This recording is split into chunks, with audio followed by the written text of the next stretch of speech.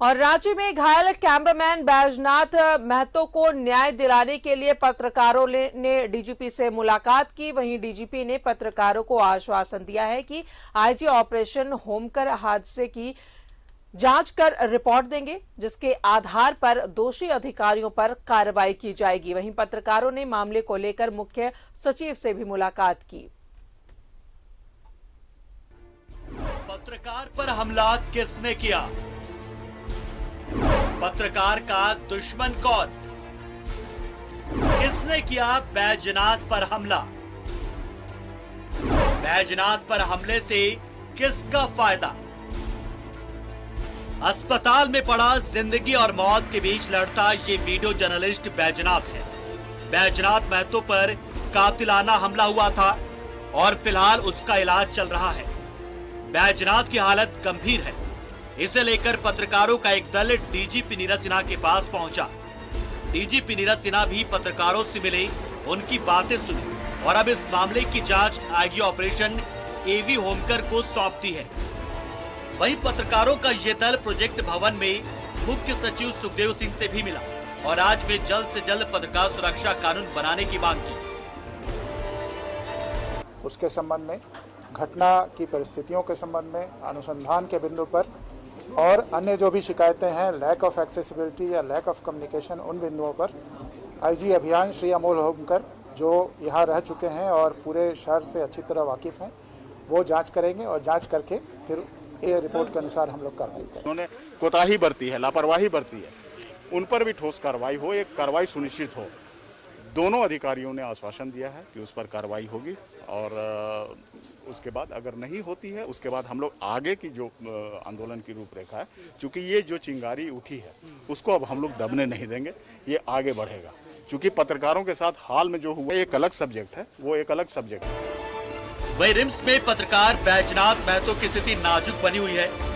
बैजनाथ से मिलने और उनकी कुशल क्षेम जानने के लिए रिम्स में लगातार सियासतदानों और शुभेच्छुओं के पहुंचने का सिलसिला जारी है। खुद मुख्यमंत्री जी इस बात को लेकर संजीदा हैं और कल उनके ये से दुख भी व्यक्त किया गया था। तो अब हम समझते हैं कि पहले तो जल्द स्वस्थ होने की कामना करना है और उसके बाद जो त्वरित गति से पुलिस कार्रवाई करे, उसके लिए हम सबको लगना है। और अगर इस तरह की बात नहीं होती है तो ये माना जाएगा कि पुलिस ऐसी घटनाओं को लेकर के संवेदनशील नहीं है। और बैजनाथ महतो पर एक पत्रकार जो है उस पर जो इस तरह का 12 बजे रात के बाद जानलेवा हमला हुआ है, जिसकी जितनी भी निंदा की जाए वह कम है। और हम समझते हैं सरकार के लॉ एंड ऑर्डर पर भी समस्या उठता है। इस 12 बजे बीचों बीच शहर में, वह भी रिम्स के साथ थोड़ा सा आगे इस पर हमला हुआ, कई घंटों तक पड़ा रहा। बाद में पीसीआर के लोगों ने इसको ला करके भर्ती किया। नहीं, देखिए, कानून व्यवस्था की स्थिति इतनी खराब है कि जब पत्रकार ही सुरक्षित नहीं है, लोकतंत्र का चौथा स्तंभ मीडिया होता है, पत्रकारिता होता है, और हर दिल अजीज पत्रकार बैजनाथ महतो की पिटाई हो जाती है, घायल कर दिया जाता है, हॉस्पिटल में जाता है, 8 घंटे तक कोई हॉस्पिटल वाला उसका इलाज नहीं करता है, तो आप इसी से अंदाज़ा लगा लीजिए। देखिए, इस घटना की निंदा माननीय मुख्यमंत्री ने भी की है और कड़े शब्दों में उन्होंने पुलिस प्रशासन को भी कहा है कि जो भी दोषी लोग हैं उन्हें जल्द से जल्द गिरफ्तार किया जाए। और सिर्फ उनकी गिरफ्तारी ही नहीं हो, ये घटना किस तरह से हुई, किस तरह से इस घटना को लोगों ने अंजाम दिया, ये सारी चीज़ें लोगों के सामने आनी चाहिए। और बैजनाथ के लिए अगले कुछ घंटे बहुत महत्वपूर्ण है। बैजनाथ के सिर में कई चोट है, उसका सीटी स्कैन भी हुआ है, जिसकी रिपोर्ट चिंता बढ़ाने वाली है। महतो जी का हम लोग सीटी स्कैन करा के देख लिए हैं। हम लोग के यहाँ पोर्टेबल सीटी हुआ है उनका, और उसमें दाहिने तरफ का टेम्पोरल बोन और पेराइटल बोन दोनों का फ्रैक्चर है, और ब्रेन जो दूसरे साइड में टकराया है वो लेफ्ट साइड में जो है सब ड्यूरल हीमाटोमा है, लेकिन थिन लेयर है, इसलिए जो है सो फिर दोबारा हम लोग सीटी स्कैन आज कराए हैं, कल भी कराए थे, आज भी कराए हैं पोर्टेबल सीटी। तो साइज अभी 10 का 10 है। इसलिए उम्मीद है कि दवा से सुधार होना चाहिए और कंजर्वेटिव ट्रीटमेंट में ही अभी हम लोग रखे हैं और लेट अस होप कि इम्प्रूवमेंट हो। इस मामले में रांची सांसद संजय सेठ ने भी एक चिट्ठी सीएम के नाम लिखी है, जिसमें पत्रकार बैजनाथ को एयर एम्बुलेंस से दिल्ली भेजने या फिर किसी सुविधा संपन्न पूर्ण अस्पताल में इलाज करवाने की मांग की है। अब देखना है कि क्या पुलिस ये पता कर पाती है कि पत्रकार बैजनाथ पर हमला किसने किया। रांची से सहयोगी विशाल और मंटू के साथ शहनवाज अख्तर और सत्यव्रत किरण के साथ राकेश कुमार की रिपोर्ट।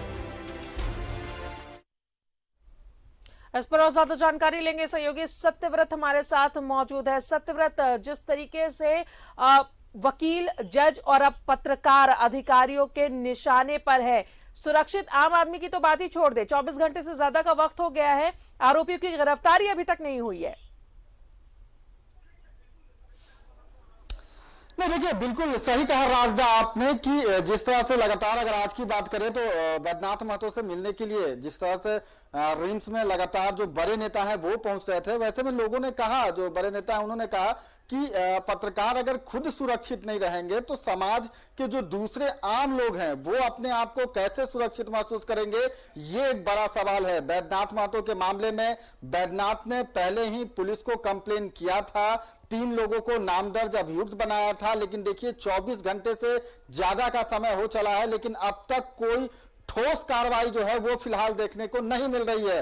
और इन्हीं सभी चीजों से नाराज रांची प्रेस क्लब के जो सदस्य हैं, दूसरे टीवी अखबार चैनल के जो संवाददाता हैं, वो आज पहुंचे थे, मुख्य सचिव से मुलाकात की, डीजीपी से मुलाकात की। फिलहाल आश्वासन मिला है कि जल्द ही जो भी घटना के पीछे शामिल जो लोग हैं उन पर कार्रवाई की जाएगी, उन्हें पकड़ा जाएगा। फिलहाल अगर बैद्यनाथ की बात करें राजदा, तो जो बैद्यनाथ का इलाज कर रहे हैं रिम्स के न्यूरो सर्जरी विभाग के जो चिकित्सक हैं डॉक्टर सीबी सहाय ने कहा कि बैद्यनाथ को गंभीर चोटें लगी हैं, उस पे सर पर जो है वो मल्टीपल इंजरी है, यानी कि सर के कई हिस्सों में गंभीर चोट लगे हैं। सर का जो दाहिना हिस्सा है वहां करीब 3 जगह गंभीर चोटें हैं और जो हड्डी है, सर की जो हड्डी है वो टूटकर सर में धंस गई है और दूसरे तरफ जो है वो ब्लड क्लॉट कर गया है। फिलहाल चिकित्सकों ने एक और राहत भरी बात बताई है कि अभी वर्तमान में उसका कोई सर्जरी नहीं होना है, उम्मीद है कि दवाई के द्वारा जो क्लॉटिंग है वो ठीक कर लिया जाएगा,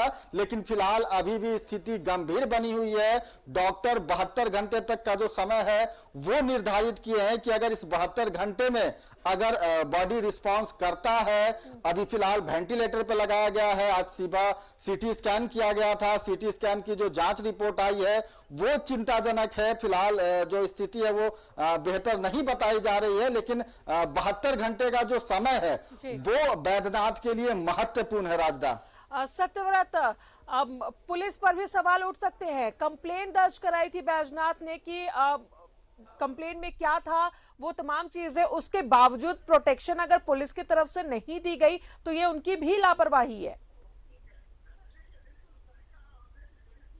देखिए बिल्कुल सही कहा आपने कि पुलिस की बड़ी लापरवाही है। घटना के 2 दिनों पहले जब पुलिस को सूचना दे दी गई थी, नाम दर्ज जो है वो लोगों का नाम तक बताया गया था, सना दिया गया था सदर थाने में। शायद अगर उस वक्त कार्रवाई हो जाती तो जो अपराधी हैं, जो हमलावर हैं, जिनका हौसला इतना ज्यादा बढ़ जाता है कि पुलिस में कंप्लेन करने के बाद वो देर रात जो है वो सड़क पर ताक लगाए बैठते हैं कि जैसे ही एक पत्रकार सूचना संलग्न कर दिन भर के काम धाम से थक कर अपने घर लौट रहा होगा, उस वक्त उस पर हमला किया जाए। और जिस तरह से हमला किया गया है, पूरी तरह से जो लोगों जो हमलावर हैं उनका मकसद उसकी हत्या करना था, या फिर ये कहें कि जो हमलावर हैं वो अपने तरफ से पूरी तरह से सेटिस्फाइड हो गए थे कि बैद्यनाथ महतो को मार दिया गया है, उसके बाद उसे फेंक दिया गया है। स्थानीय लोगों को इस बात की जानकारी मिली, पीसीआर की जो टीम है वो राउंड के लिए उस